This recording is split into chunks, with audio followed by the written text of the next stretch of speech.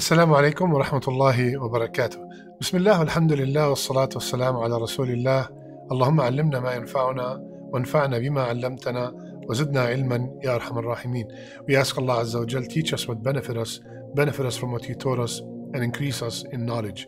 Ameen ya Rabbil Alameen. My dear beloved respected brothers and sisters, I ask Allah Azza wa Jal to make me and you from the people who listen and apply. In few days, the month of Shaban will start, and we all know that right after that, the guest that we wait for the whole year will start, and that is the month of Ramadan.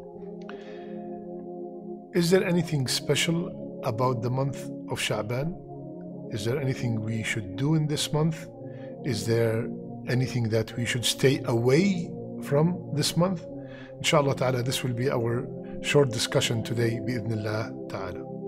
Usama bin Zayd radiyallahu anh, he said, Ya Rasulullah, I did not see you fasting in a month as much as I see you fasting in the month of Shaban.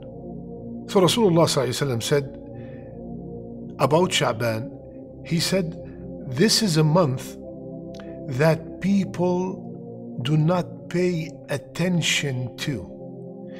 This is a month that people neglect, that comes between Rajab and Ramadan. And in Sha'ban, the deeds of people are presented to Allah. And I would love my deeds, I'd love to be fasting when my deeds are being presented to Allah Azza wa Jal. So we have few things in this hadith. Number one, that Rasulullah used to fast a lot. So if you're asking what is the most thing we should do in this month, fast. And we're going to have another hadith that supports that fasting in Sha'ban is a habit of Rasulullah sallallahu alayhi wasallam. Second, as if Rasulullah is telling us, Ya believer, oh mu'min, Ya believer, many people are neglecting this month. You believer, make sure you do a lot of things in this month, a lot of a'mal in this month, a lot of ibadat in this month. Do not be from the ghafilin, do not be from the heedless ones, because this is a month that comes between a Muharram month, a sacred month, and the month of Ramadan. People are busy with things, so they neglect it. They do not do as much in it. So you, the believer, wake up and do extra. Extra what? Fasting, number one. Rasulullah used to fast a lot in this month. Why, Ya Rasulullah, which is number three? Because this is a amal. This is a month that the a'mal are presented to Allah. My brothers and sisters, the a'mal are presented to Allah daily, weekly, and yearly. Daily, according to the hadith, after Fajr and after Asr, or at Fajr and an Asr, the angels come and present the a'mal to Allah. Weekly, the hadith said, every Monday and Thursday. Today is Thursday, and tonight, my a'mal and your a'mal are presented to Allah Azza wa Jal. That's why, again, that's why we fast Monday and Thursday. And yearly, in the month of Sha'ban, the whole year of a'mal, the a'mal that were not, or the sins that were not forgiven daily, the sins that were not forgiven weekly, this is the time they will be presented to Allah, and we beg Allah to forgive all these sins. So Rasulullah, it looks like in many hadith, he have said that I would love when the a'mal are presented for me to be fasting. So how much did he fast in the month of Sha'ban? Aisha radiyallahu anha, she said that I've never seen Rasulullah fast a whole month except the month of Ramadan. And I did not see him fasting in any month more than in the month of Sha'ban. Hadith is in Bukhari. So he fasted a lot in the month of Sha'ban. In another narration, it was said that Rasulullah has fasted all of it. All of it. Here, all of it, because we know that according to this hadith, Rasulullah never fasted a whole month except Ramadan. So all of it that means most of it. Most of that month, Rasulullah fasted. So let's make an intention and especially this year, Shaban is coming in a month that is the days are very short. Let's make a promise that, Ya Allah, I inshallah, if you kept me alive to witness the month of Shaban, I am going to fast Monday and Thursday, 3 more days, for extra fast than I usually do. Okay? Plus, Shaban, because it's right before Ramadan, it makes a lot of sense to try to start training myself for this great month of Ramadan. If I go to Ramadan without any fasting, prior fasting since 11 months, if I go to Ramadan, I have not touched the Quran in 11 months, if I go to Ramadan and I've not performed Qiyam for 11 months, I'm going to be overwhelmed. And that's why many people, the first week, they get exhausted, tired, and they stop or they cut down. So I'm going to be different. I will start training myself, just like if I have a marathon, just like if I have a major test, I prepare myself. I don't go to the test without any preparation, just studying one night before. So similarly, I'm going to train my body for fasting, train my body for Qiyam, start reading the Quran as much as I can. As a matter of fact, they used to call the month of Shaban Shahr al-Qurra, the month of the people who read the Quran abundantly.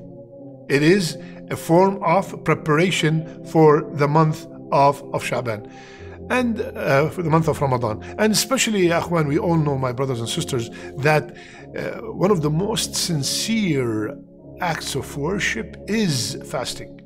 I might see you pray, I might see you just came back from Hajj, I might see you donate, but if I look at you, I have no clue if you're fasting or not. And especially in the days where fasting is not an obligation.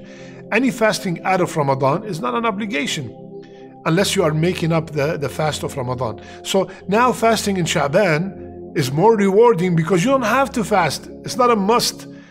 And you're still doing it to get close to Allah Azza wa Jal. So it's more rewarding. It's more sincere. Nobody knows that you're fasting. Nobody goes around and say, oh, do you know that I'm fasting today? Or I'm so tired. Why are you tired? Oh, because I'm fasting. Nobody does that. We're supposed to hide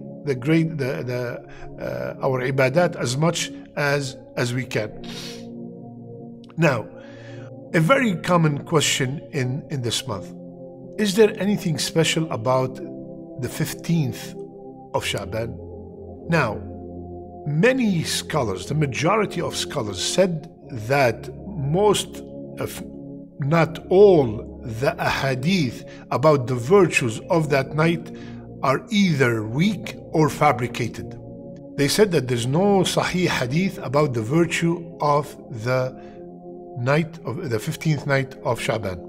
Some scholars have made just one hadith sahih or hasan, and that is the hadith that Rasulullah sallallahu alaihi wasallam, narrated by Abu Musa al-Ash'ari, Allah looks down on the night of the 15th of Shaban and forgive all his creation except 2 people, the mushrik and the one who have enmity towards other Muslims.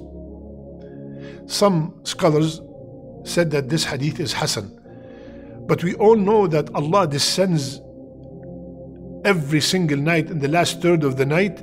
That is every night, not only in the night of Shaban, in a way that befits His Majesty. And He asked, who wants to be forgiven so I can forgive him?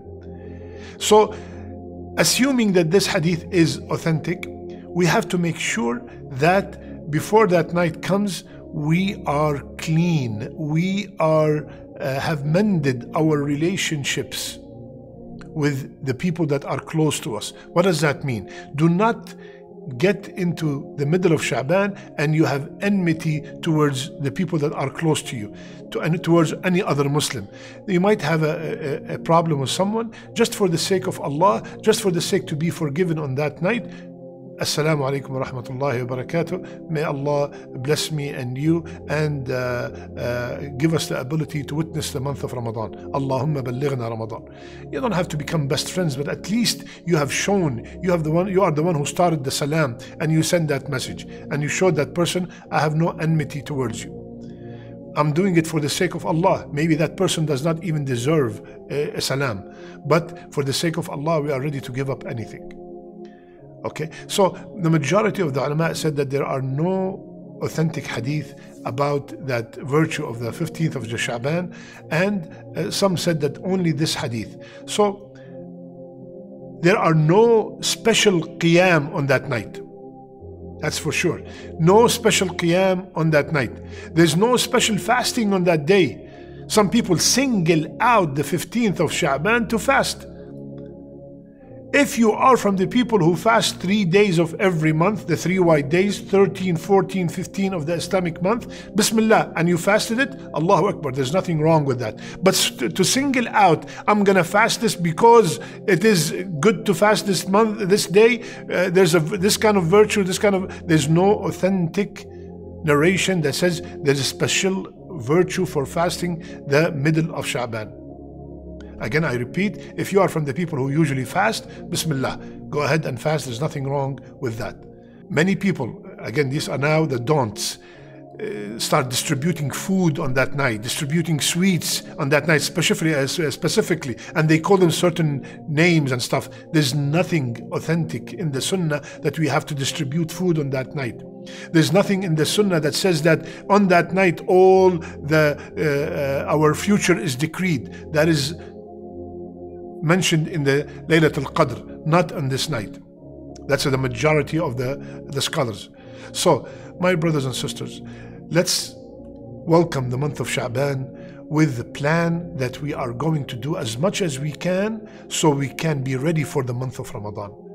Remember what we said last time about Rajab? Rajab is the month of planting, Shaban is the month of watering, and Ramadan is the month of harvest.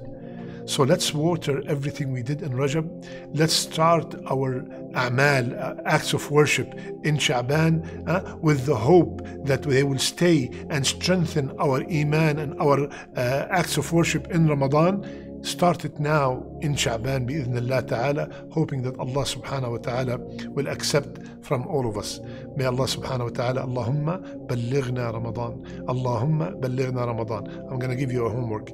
Every day, every night till Ramadan, please beg Allah with this dua, Allahumma ballighna Ramadan. Ya Allah, keep me alive to witness the month of Ramadan. And Ya Allah, in Ramadan, make me from the people who are truly fasting. Make me from the people who are performing tahajjud. Make me from the people who are reading Quran. Make me from the people whom you, Ya Allah, have decreed that their neck is saved from the hellfire. اللهم بلغنا رمضان واجعلنا فيه من عتقائك من النار واجعلنا فيه من الصائمين والقائمين والمقبولين آمين يا رب العالمين. I love you all for the sake of Allah. سبحانك اللهم بحمدك نشهد أن لا إله إلا أنت نستغفرك ونتوب إليك.